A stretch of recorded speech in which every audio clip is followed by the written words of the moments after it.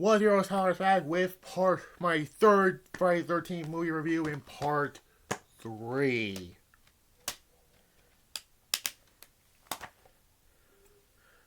Right here. Now after part 3, how many we got left? Final chapter, part 5, A New Beginning.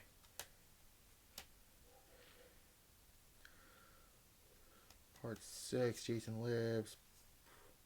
Part 7. And then part 8. So we're almost done with this. So it'll be part 4, part 5, part 6, part 7, part 8. So 5 left. Okay. It took place in August 13th in 1982. And this is the first time we get Jason with the iconic hockey mask. So here we go. Following the events of the night before, a badly injured and unmasked Jason Voorhees goes to the lakefront store for a change of clothing while there he murders the store owner Howard and his wife Anna. Meanwhile, Chris Harris and her friends travel to Hangren's Heaven, her old home on Crystal Lake, to spend the weekend. The gang, including the pairing Debbie and her boyfriend Andy, pranksters Shelley, his blonde Dayberry, who does not recreate features, and Stoners Chuck and Chili. After running into a man named Abel, who weren't there to turn back, the gang meets Chris' boyfriend Rick at their destination at the converting store. Shelley and Harry gets into a confrontation with the bikers, Allie, Fox, and Loco. Shelley gets in the car and knocks down their motorcycles. Inspiration very later, the bikers show up at the Heaven Hill, where they take the gas out of the van and attempt to burn the barn down.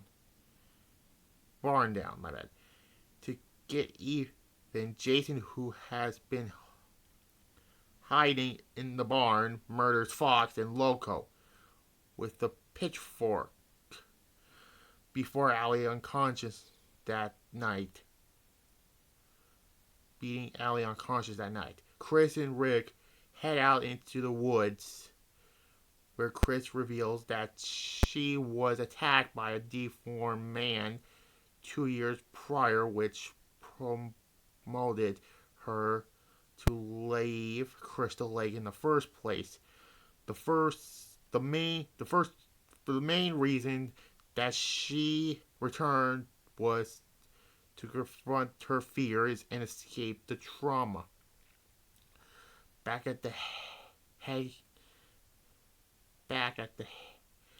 Haggie's Heaven, Shelley scares Rena with a hockey mask and then wanders into the barn, where Jason slashes his throat, taking his mask. And the first time we get Jason wearing the mask here, which you see on this cover.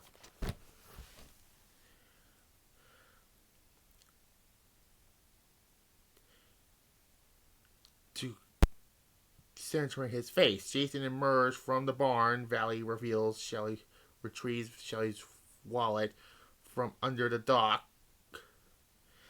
and is shot in the eye with a spear gun. Jason enters the house, sees in half a handstanding Andy, slice in half a handstanding Andy, with a machete.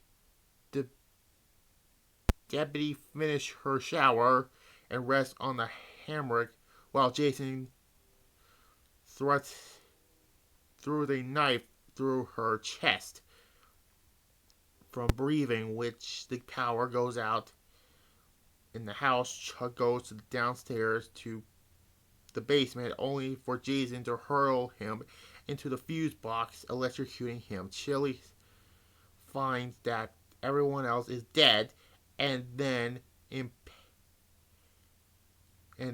impales with a hot fire poker.